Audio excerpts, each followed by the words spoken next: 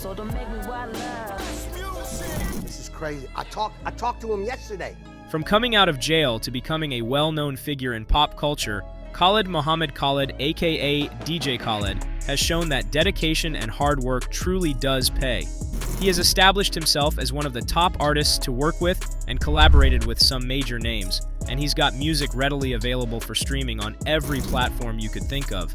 However, right now he seems to have fallen off, with almost everyone hating him. So, how did it all go wrong? Everyone has been asking the question, what does DJ Khaled actually do that has made artists want to work with him? I mean, it's pretty obvious from his music that he can't sing, and nor can he rap. All he ever does is gather a bunch of top artists together on the same track and start screaming his own name. But the thing is that, as his name says, DJ Khaled actually came into the industry as a DJ. So, how did it all start? Khaled was born in New Orleans to two Palestinian immigrants who showed up in the city with just $20 in their pockets. His parents sold clothes out of a van, hosting 7 days a week to provide food for the family and survive. Khaled's parents usually played Arabic music, so perhaps that was why he started developing an interest in music at a very tender age. Thankfully, his parents supported him. From New Orleans, he and his parents moved to Orlando, Florida, where he started DJing in their garage. He was trying to make a name for himself in the local scene. However, at the same time, his family took a major hit after getting robbed and they had to move back to New Orleans. But Khaled stayed back in Orlando and continued to grind. He picked up a few DJ sets at local clubs and even sold a few beats, but his income was still meager.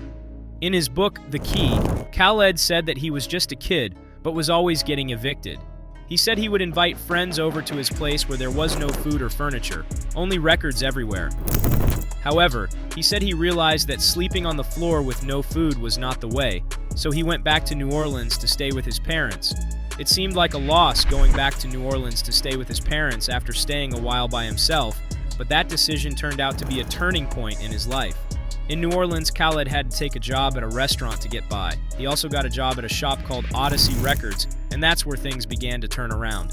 In 1993, while working at the record shop, Khaled met Birdman and Lil Wayne, who would later help him to launch his career. He stayed in New Orleans for a year and won a $5,000 DJ contest before he moved back to Orlando.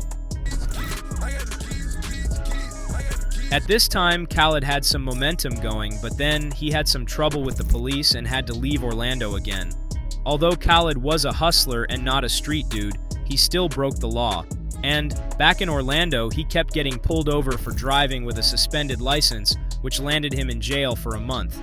Compared to what some rappers in the hip-hop world experience, a month in jail is small. However, it was enough to make Khaled realize that he never wanted to go back. So, when he got out, he packed up and moved to Miami with no money left in his pocket. In Miami, Khaled began to DJ at small clubs and lived out of his car with the little money coming in from the clubs. After some time, he got a job as a DJ at a private studio, and he started sleeping there. Fortunately for him, his hard work started paying off. Khaled started getting better DJ offers. He began traveling around handing out CDs full of beats and linking up with every artist he could. Finally, in 2003, he got his own radio show at 99 Jams, and around the same time, he got close to Fat Joe and joined his Terror Squad crew. However, Khaled had bigger plans, and in 2006, he independently released his debut album, Listen, the album. He produced some of the tracks on the record, but it was clear that his real skills were getting other artists to jump on his songs. So, this album and subsequent albums, including We the Best, We Global, and Victory, all had features from Kanye West, T-Pain, Lil Wayne, Rick Ross, and many other artists. In all these albums, Khaled didn't sing or rap, but the features made them debut high on the Billboard chart. We the Best debuted at number 8, while We Global and Victory both peaked within the top 10 of the Billboard 200. At this time, critics began calling him out for just yelling his name on songs while other artists did the main stuff, but that didn't matter, as his fans didn't care. That's what I do. I find talent. This is what I do. In 2011, Khaled released his fifth studio album, We the Best Forever, which saw continued commercial success and helped bring Khaled to mainstream prominence, as it was supported by his first Billboard Hot 100 Top 10 single, I'm on One, featuring Drake, Rick Ross, and Lil Wayne. This song earned Khaled his first Grammy nomination, even though he didn't really make it. Khaled kept on dropping albums and hits that featured major artists, and by 2016, he had gone from just being a star in the rap game to an actual celebrity. But how did he pull this off? He did this through Snapchat. Khaled joined Snapchat at the end of 2015 and began posting videos of himself watering his garden, riding jet skis, and telling everyone what the keys to success are. As you can imagine, people ate it, and he went viral so much that people started calling him the king of Snapchat. And, just like that, Khaled was going on talk shows, such as Ellen DeGeneres. He already had an audience in the rap industry, but Snapchat catapulted him to an even wider audience. Even though people began to diss him for calling himself a DJ when he had not released any disc for years, Khaled kept pushing and growing his momentum. He wrote a book about his life, and in 2017, he ran up crazy numbers with the track I Am the One, which proved that Khaled could hit 1 billion streams on Spotify by getting a bunch of artists together. So everything was fantastic for Khaled until it was not.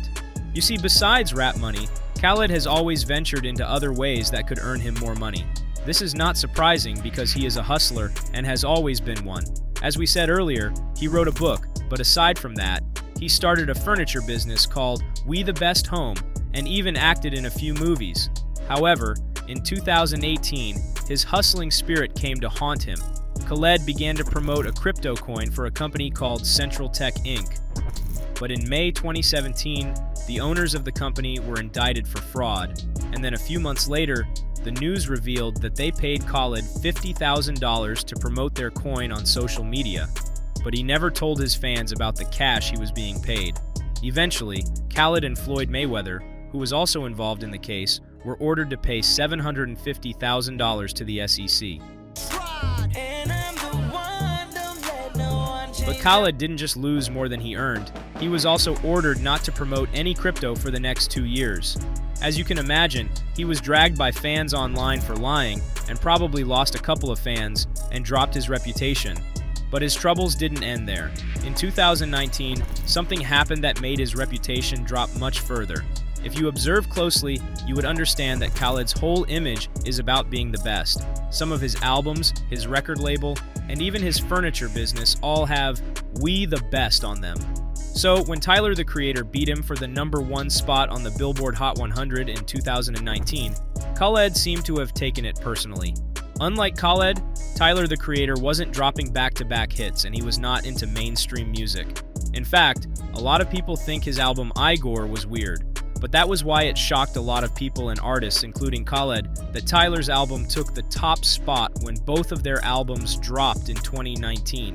Khaled tried to bundle his album with the sale of energy drinks to boost his numbers, but Billboard decided that they didn't count, so he ended up at #2 behind Tyler.